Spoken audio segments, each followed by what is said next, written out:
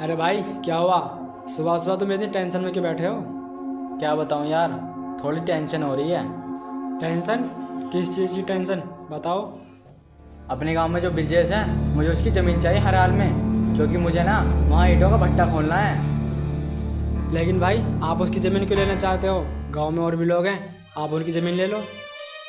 ज़मीन तो मुझे उसकी ही चाहिए, क्योंकि उसकी ज़मीन की मिट्टी ना बहुत चिकनी है, ईंटों के लिए बहुत बढ़िया रहेगी। लेकिन भाई मुश्किल है, क्योंकि उसकी बीवी कलेक्टर की पढ़ाई कर रही है और वो उसी खेती में मेहनत करके अपनी बीवी को पढ़ा रहा है और अपने घर का खर्चा चला रहा है। फिर वो तुम्हें कैसे बेच सकता है ज़मीन? अरे बेच सकता है ना। पहली बात तो वो गरीब है और अनपढ़ गवार भी है। हम उसे पैसों का लालच देंगे ना तो अपनी ज़मीन झट से बेच देगा। ये बात तो सही है कि वो अनपढ़ गवार है, लेकिन उसकी बीवी तो पढ़ी लिखी है ना, उसे तो सब कुछ समझ में आ जाएगा। तो क्या हुआ, मैं इतनी खामोशी से काम करूँगा, उसकी बीवी को कुछ भी पता नहीं चलेगा। भाई देख लो अपने हिसाब से, अगर काम नहीं बना तो फिर क्या होगा? देख, मेरा ऐसा कोई काम नहीं है जो ना बना हो। अगर काम ना भी बना ना तो मुझे उंगली को टेढ़ा भी करना आता है। ठीक है भाई।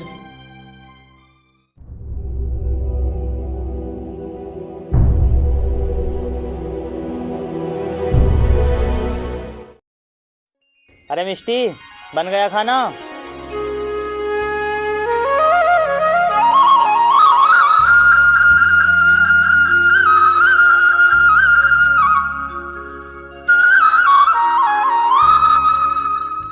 मैंने खाना नहीं बनाया।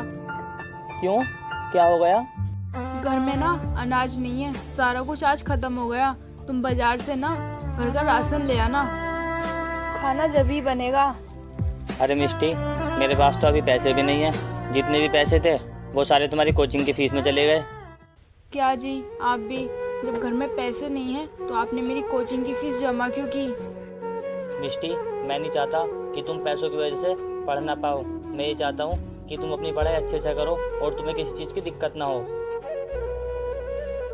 और वैसे भी इस बार की ना हमारी फसल बहुत अच्छी है, हमें इस बार बिल्कुल भी दिक्कत नहीं होगी पैसों में। हाँ ये तो है, इस बार हमारी फसल बहुत अच्छी हो रही है। अच्छा ठीक है, अब मैं खेतों पर चलता हूँ और आते वक्त ना मैं किससे पैसे उधार लेकर राशन ले आऊँगा। ठीक है, आप चले जाओ।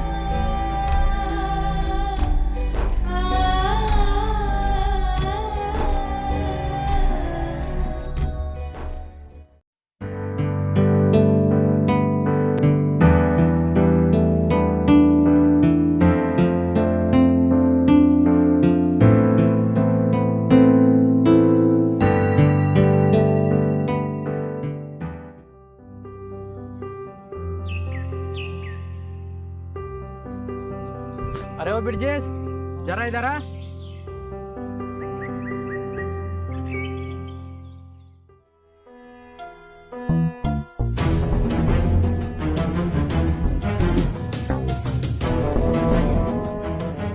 कैसे आना हुआ छोटे मालिक, बोलिए।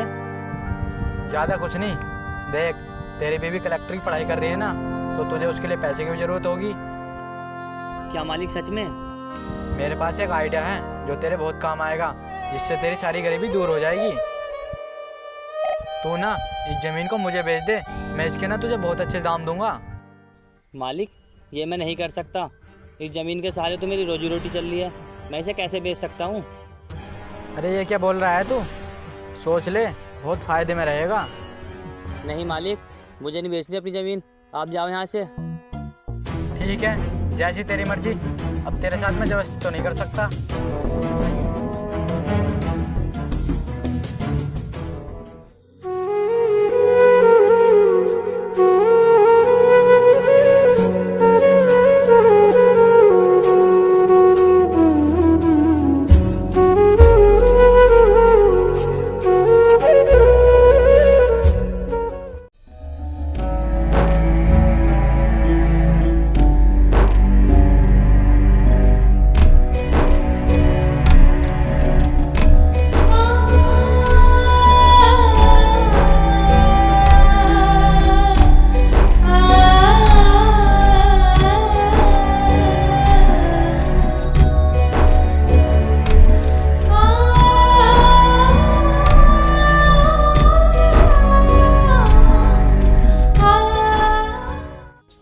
मिष्टी, तुम्हें पता है आज क्या हुआ?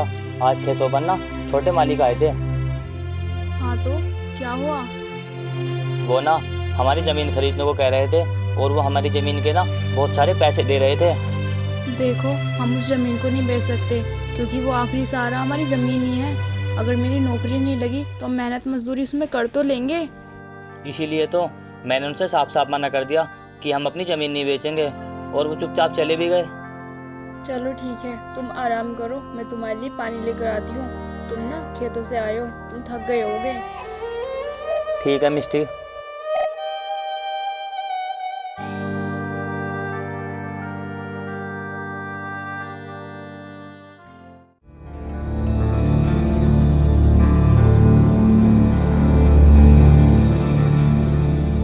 अरे क्या हुआ भाई, आज फिर गुस्से में बैठे हो? क्या बताऊं यार, उसने तो मुझे ज़मीन देने से साफ साफ मना कर दिया। मुझे समझ में नहीं आ रहा अब मैं क्या करूं। भाई मेरे पास एक आइडिया है, फिर वो अपनी ज़मीन खुद तुम्हारा नाम कर देगा और वो भी फ्री में। कैसा आइडिया भाई, तू बता तो सही, मैं ज़रूर ट्राई करूंगा। देख भाई, मेरा आइडिया ये है।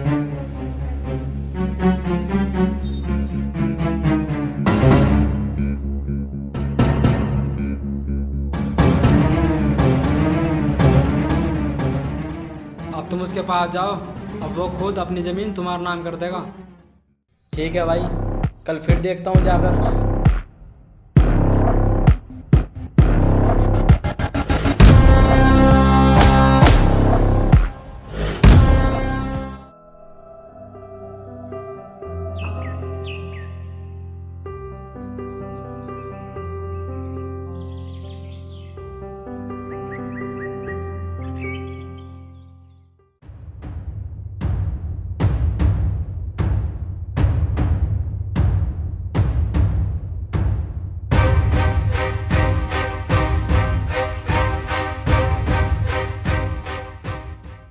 अरे ओ ब्रजेश, इधर आ, तुझसे ना कुछ बात करनी है। अरे यार ब्रजेश, तू भी खेतों में कितना काम करता है, तुझे पता है सरकार की तरफ से एक योजना आई है, वो तेरे बहुत काम आएगी। अच्छा मालिक, सच में? मुझे भी बताओ क्या योजना है।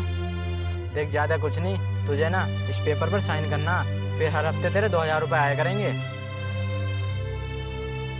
और ये फॉर्म ना सभी गांव वालों ने भर दिया, बस तू ही रह गया है। क्या मालिक सच में? लाइए मैं भी अंगूठा लगा देता हूँ।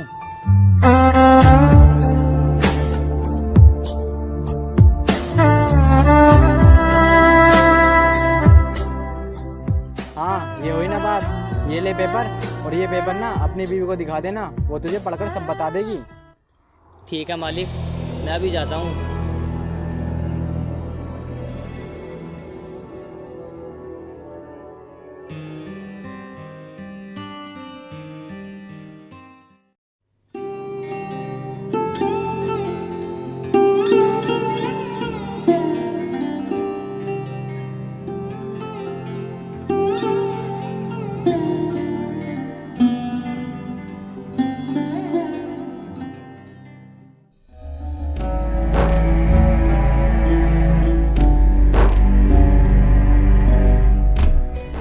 मिष्टी, इसे पढ़कर बताना इसमें क्या लिखा है। रुको जी, मैं भी पढ़कर बताती हूँ।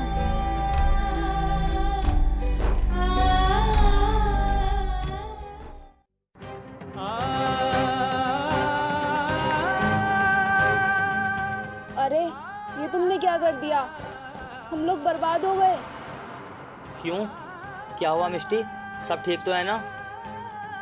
इसमें लिखा है तुमने अपनी सारी जमीन छोटे मालिक के नाम कर दी, वो भी अपनी मर्जी से।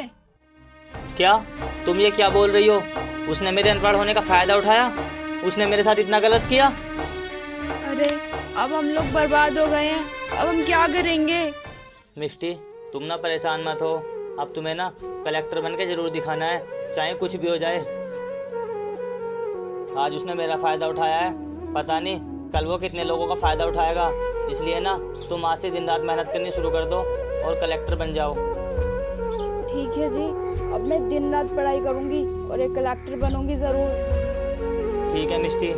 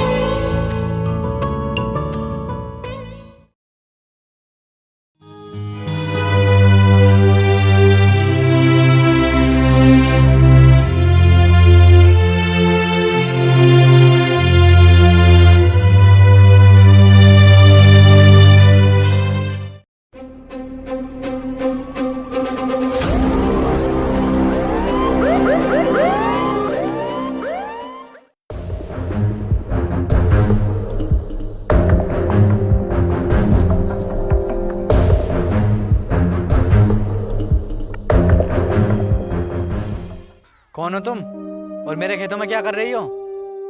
मैं ना इस शहर की न्यू कलेक्टर हूँ और तुम्हारे खिलाफ ना तुम्हारे गांव के लोग कंप्लेंट कर रहे हैं। तुम उनके खेतों में पानी ही नहीं जाने दे रहे हो और उनकी जमीनों पर जबरदस्ती कब्जा कर रहे हो। नहीं मैडम, ऐसा कुछ नहीं है। वो लोग मुझसे जलते हैं क्योंकि मैं गांव में ना सबसे अमीर हूँ, इसलिए वो ऐसा सब बोल रहे हैं। अच्छा, वो गरीब लोग झूठ बोल रहे हैं या फिर तू झूठ बोल रहा है? तुझे पता है मैं कौन हूँ? मैं इसी काम की हूँ जिसकी तूने चालाकी से अपने नाम जमीन कराई थी ना, मैं उसकी पत्नी हूँ। कहीं तुम ब्रजेश की पत्नी तो नहीं हो? हाँ, सही पहचाना तूने। और हाँ, जिसकी जमीन तूने छीनी है ना, उन सभी की वापस कर दे, वरना पूरी जिंदगी ना जेल में सड़ेगा। मैं तुझे ना 2 दिन का टाइम दे रही हूँ, उनकी जमीन वापस कर देना।